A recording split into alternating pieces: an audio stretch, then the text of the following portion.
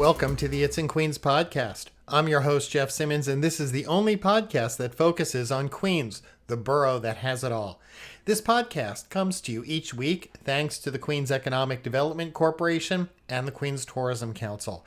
They work tirelessly to showcase our borough as a destination filled with rich experiences and cultural gems, opportunities for everyone who lives here, works here, or is visiting from near or far. And here we are in the beginning of summer in Queens, which means longer days, busy streets, packed parks, outdoor concerts, neighborhood festivals, and yes, some really hot weather. So when the temperature climbs and the sidewalks start to shimmer, there may be no better way to cool off than stepping into a movie theater. But this week, we're not just talking about the big summer blockbusters, the superheroes, the sequels, the special effects, and giant tubs of popcorn, though there certainly is room for those too.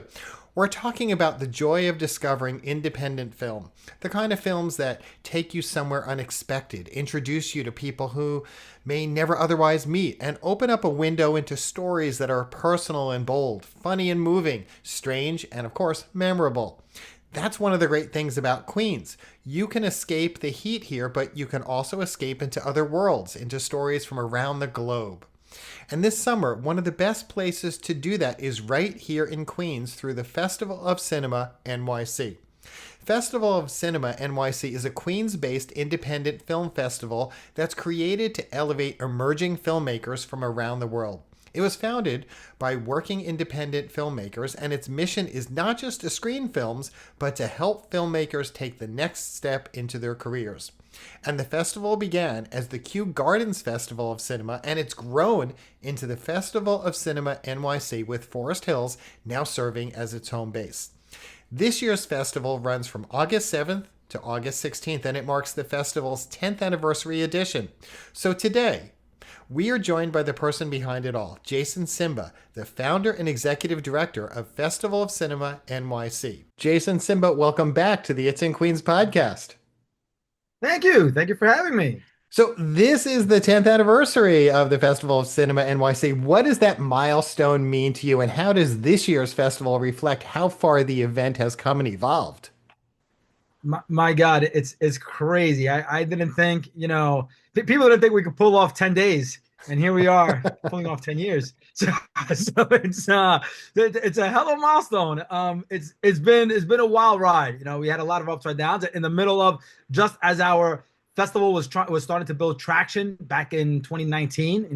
That was our technically our third year, right? We had our first festival in 2017. Yeah, so 2019 was our third year. And then we got hit with the pandemic and everything got shut down and it reset. So, from 2020, we were lucky to partner with St. John's, and we're one of only 5 festivals in the entire Northeast US to have an in-person festival. We did it as a drive-in. And then 2021, we had to start all over again. So, our numbers had gone down. It was almost like starting from the beginning.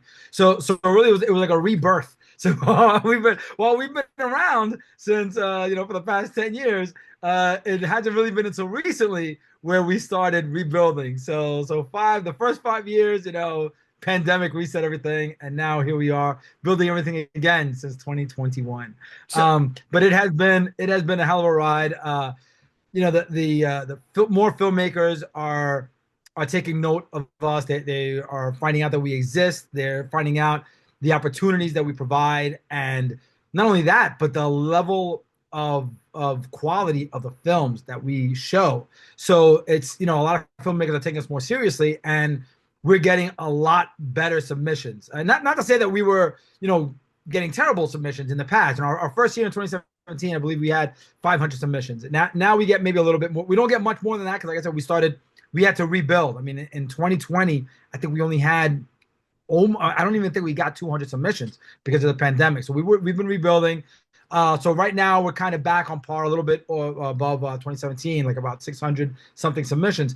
But the work has definitely evolved, or at least the submission that we've been receiving had just keep getting better and better and better. And this year, one of the biggest challenges were that we received so many good films. The percentage of films that were good as opposed to the films that we can't play. And the movies that we can't select, it's not always because it's a terrible film. It's always sometimes it's on a technical level. The sound is not ready, the edit's not right, like something technically is not presentable. So that's one of the reasons, why sometimes a film cannot be selected. So but this year, my goodness, the level of quality in these films, we had to actually turn down a lot of very good films because we just ran out of room. Well, you And could the other challenge, you could extend it and make it a month-long festival. we could if we had the money. No, unfortunately, a nonprofit arts and culture organization is not, is not on the priority list of foundations and government funding. But yeah. So the other thing, and it's funny you mentioned that actually, extending it, because one of the things that we've always envisioned is expanding the festival within the theater. Every year since the beginning, we only use one auditorium. And, we have discussed, our team has discussed expanding it to maybe two auditoriums. The only issue we see with that is that we need these films to sell out, right? So the year that we see, over 50% of our programming selling out, then that'll give us incentive and a reason to be like, all right, maybe we should expand the festival and add another auditorium and maybe do repeat screenings. Because a lot of times, I think last year was the first time that we did we showed two blocks for the first time, and a block of films could be like a block of 6 shorts, or it could be a feature and a short film. Last year, for the first time ever, we did a short New York film. So that happened to be a popular block. We do that every year. We have 2 blocks of films that are by New York locals, whether Connecticut and Jersey, tri-state area, and those blocks usually sell out. So last year, we decided to experiment and see what if we played these twice for the people that missed out, and it worked out. Both showings actually were pretty full. So that's always that's always on our arm, and of course it takes up programming, right? If you're showing something twice, then that means you can't show something for the first time. There's a film, there's a compromise there. So I want to make sure yeah. I get to the audience, but I also want to get to the filmmakers. You talked about the Oh, films yeah. and the filmmakers. So let's start with them, because one of the festival's goals really is to help filmmakers find their audience. And in some cases, they get to Yeah. connect with distribution opportunities. What does that support look like during the festival? So we invite as many distributors as we can. Over the last 10 years, we have developed a lot of great relationships with distributors. I want to say over the past 10 years, over 20 films now have acquired distribution from our festival, from distributors that have attended our festival or sales agents that have attended the festival. So that's a great thing. And again, that's one of the things that filmmakers are beginning to become aware of, that, oh, wow, people are actually getting this, filmmakers are getting distribution at this festival. One of the things that we do is every year we do, every film that screens has an audience vote. And then at our award ceremony, and I can't believe I didn't turn that off. At our award ceremony, we hand out, there's 15 award categories, but then we have 2 special awards, which are the Audience Choice feature film and the Audience Choice short film. Those are films that after the screening, a big QR code comes up, I think, on the screen, and we have QR codes in the lobby where you could scan, and people vote. The prize that comes along with that's kind of like our big winner for the night. So the Audience Choice Prizes comes with a what do you call it? A 1-hour consultation with a sales agent. And many of, my goodness, I want to say, so over the last 10 years, we've had 18, right? 9 shorts and 9 features. I want to say of those 18, a good 15 have acquired distribution from that meeting. So yeah, so that's one of the things that we definitely help out, and that we try to provide and try to do for the filmmakers. Of course, we'll play over 100 films, and not everyone is going to win that Audience Choice Prize. However, we do all those workshops and seminars that take place during the festival. So we have our films playing at the Regal.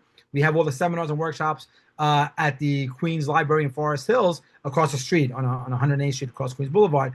And there, this year specifically, we've added, I think, 4 distribution panels throughout the week at different times, so that, because there's a lot of filmmakers that come in at different times, and there's people that can't make it, to an early seminar, but they can make it to a late seminar. So we don't want filmmakers to miss this kind of opportunity. So this year we've actually programmed 4 distribution workshops with four completely different distributors. So you're not seeing the same workshop over and over again.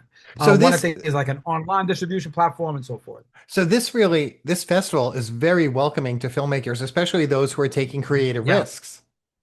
Yes. Yeah. And we try to include as much of everything. And our festival accepts music videos, what do you call it? Web and TV episodics. And then of course there's animations, experimental films, and then along with the normal, with the regular, I guess you want to call them, feature narratives and documentaries and short narratives and documentaries. But we do have a wide spectrum of everything. We even have and we're doing it again this year, and I'll get into that in a second, but we even have 3D capabilities at the theater. And I want to say back in 2021, we showed our very first 3D film. It was a huge hit.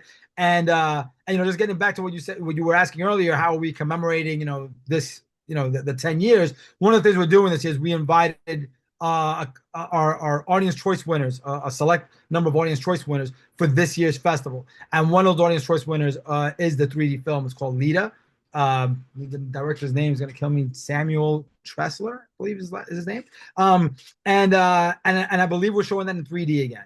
The film, we've checked with the film with the theater, with Regal, to make sure that the 3D capabilities, because they have also upgraded their entire projection system. So brand new projectors, the screen, everything is really new and crisp. So I think filmmakers are going to be very happy this year with the way their film looks and sounds on the screen. But yeah, that's one of the things that we're looking forward to doing the 3D show. Yeah.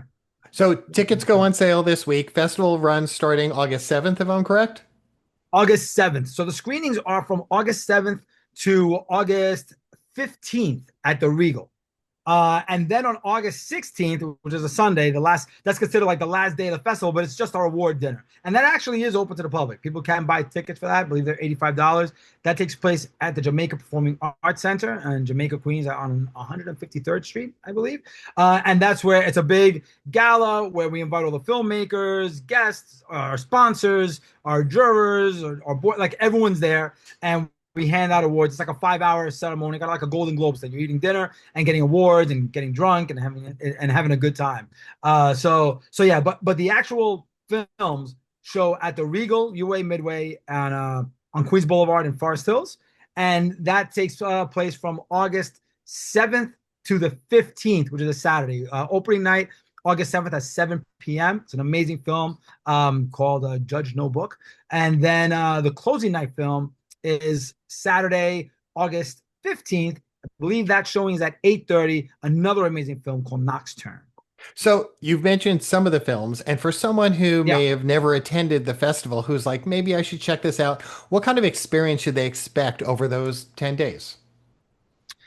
I mean, it's crazy because we have this year we've upgraded our step and repeat.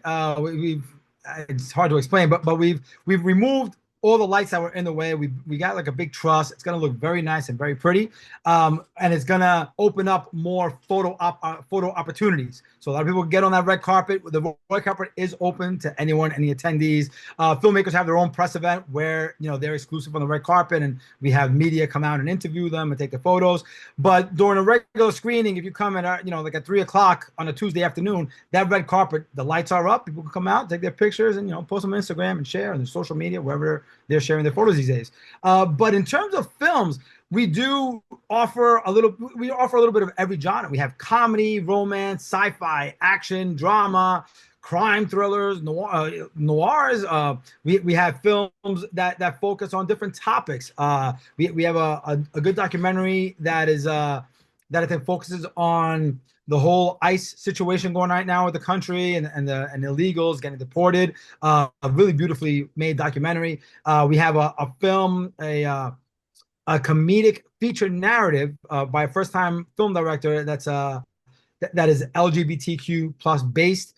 They are from Queens. The name of the film is Glitter Baited. Really funny film. It's a fun screening. So audience really could expect anything. And Friday, this is a tradition that we've had since year one in 2017. We have our Midnight Madness block. And Midnight Madness block could be a feature horror film. It could be wacky short films. This year, it's a series of short horror films. So, and that takes place Friday, August 14th. Believe the screening starts at 11:30 and runs into midnight.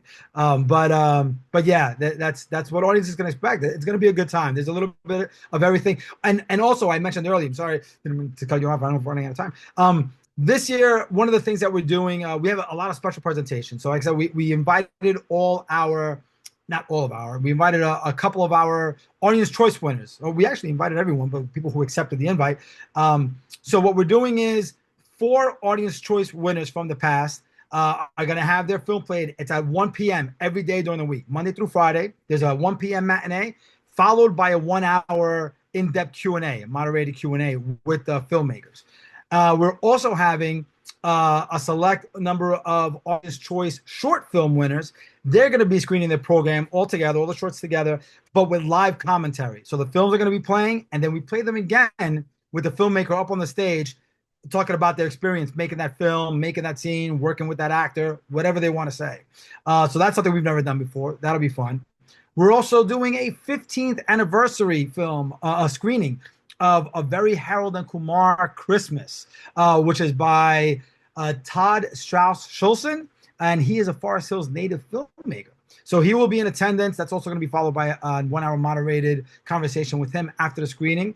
And we have a couple of other surprises that we're throwing in there. But yeah, we have again special presentations of I think over 10 workshops, free workshops and seminars over at the library, which includes readings from the top 10 script competition that we hold every year. So it's going to be a fun time.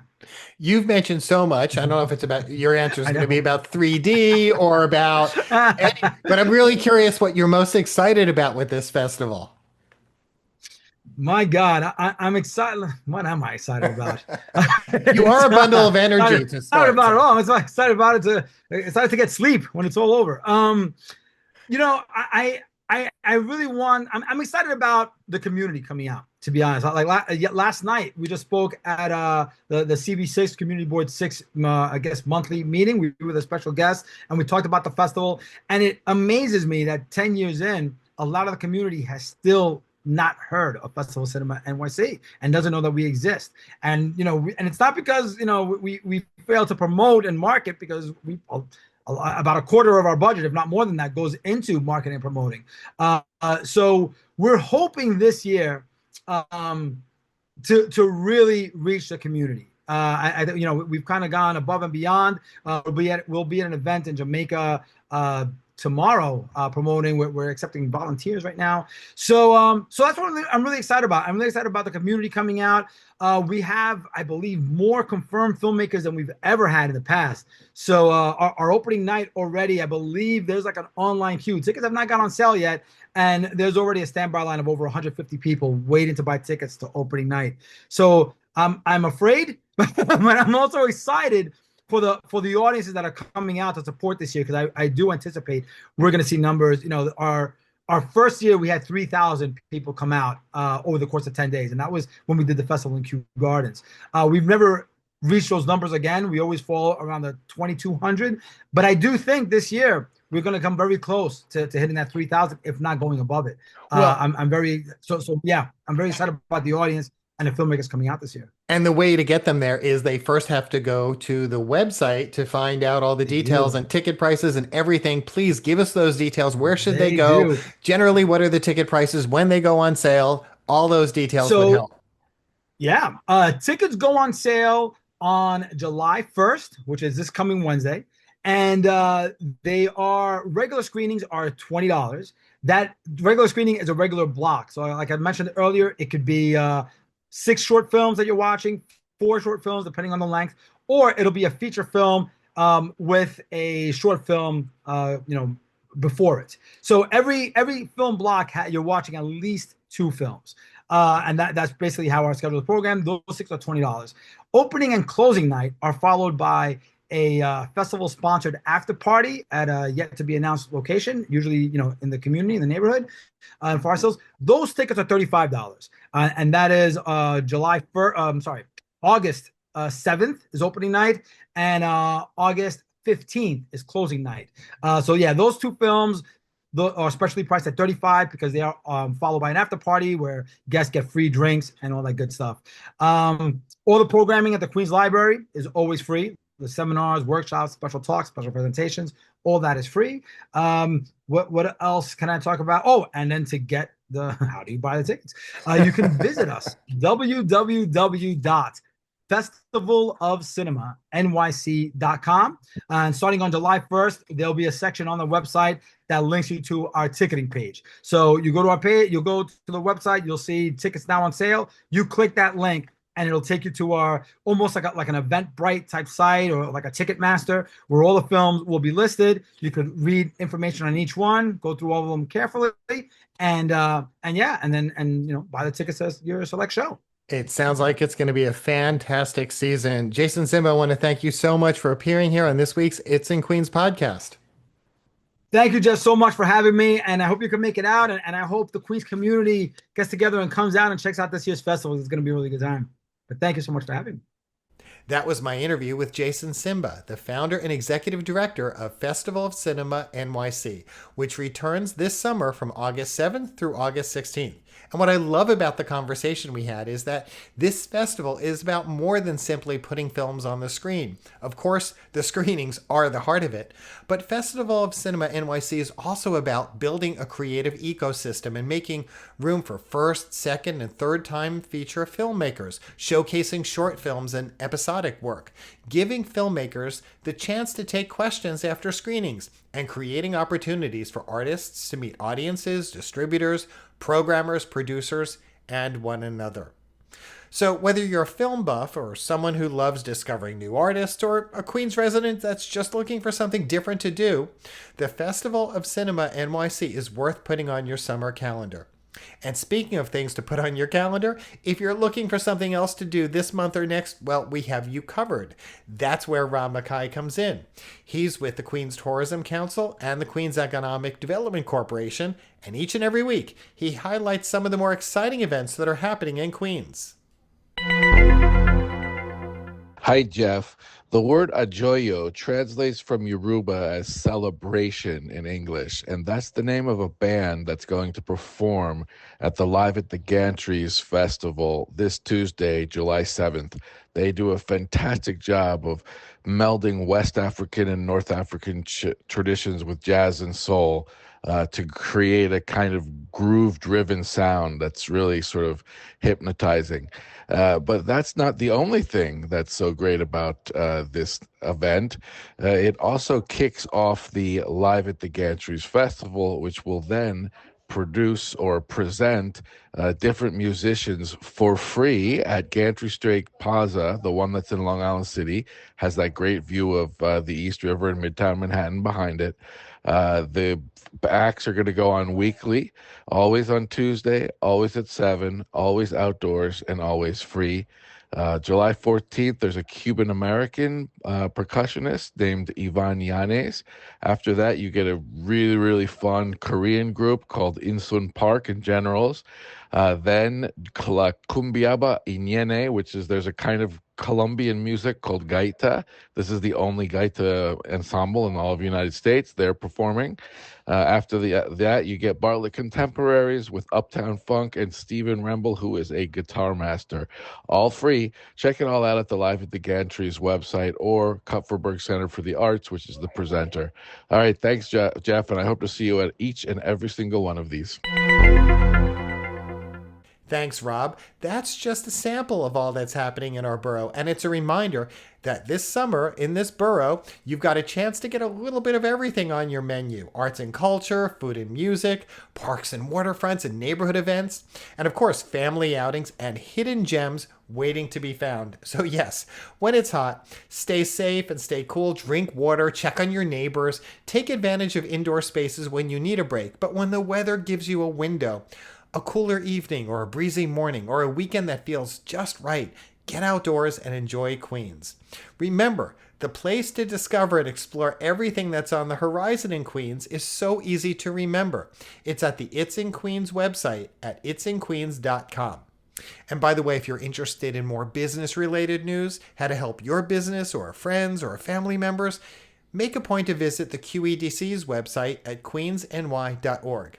And when you're there, or when you visit the It's in Queens website, take a moment and sign up for the newsletters.